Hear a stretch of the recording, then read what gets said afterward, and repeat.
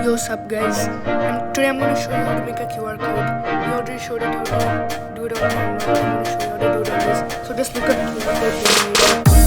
Just do it on